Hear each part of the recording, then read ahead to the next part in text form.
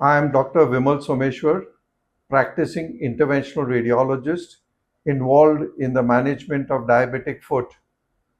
As a vascular specialist, I do angioplasties and stenting to improve the blood circulation in patients with diabetic foot.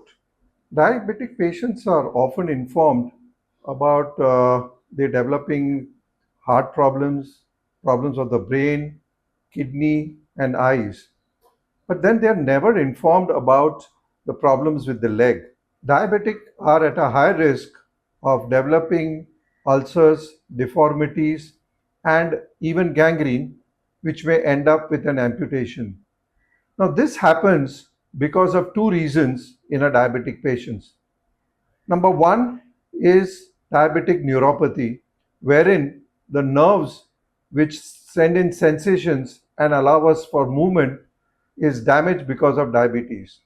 Now, when that happens, the patient loses sensations, the pain sensation is lost, even sweating is reduced, and over a period of time, patient can develop deformity of the leg and the foot. Now, with this, patient tends to develop some calluses, some corns, and cracks, which can get infected and can end up with a non-healing ulcer.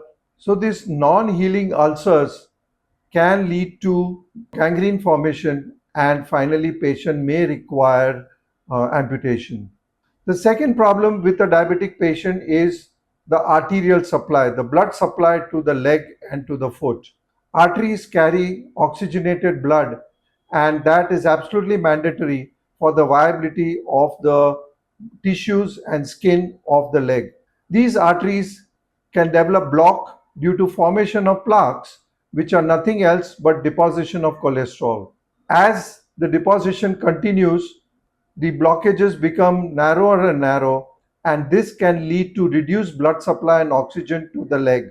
In such situation, if there is any skin injury and the skin is open, these patients can get painful ulcers, which later on can get infected and can become gangrenous. Arteries are the blood vessels which supply blood and oxygen to the muscles, tissues, and the skin of the leg and the foot. These arteries get narrowed and blocked in a diabetic patient. This is because of deposition of cholesterol and then forming a plaque which gradually narrows the artery.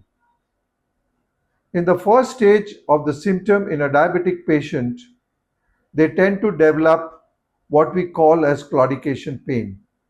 Here, when the patient walks, he gets pain, and when he stops walking, the pain reduces. The patient can start walking again. This is the first stage in a diabetic patient. In the second stage of arterial blockage, patient gets pain even while he is resting. We call this a rest pain.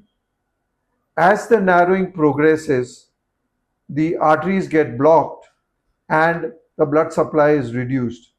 In such situation, whenever there is an injury and there is exposure and damage to the skin, these patients can develop ulcers. The ulcers tend to heal very late. These are called non-healing ulcers and they are often painful.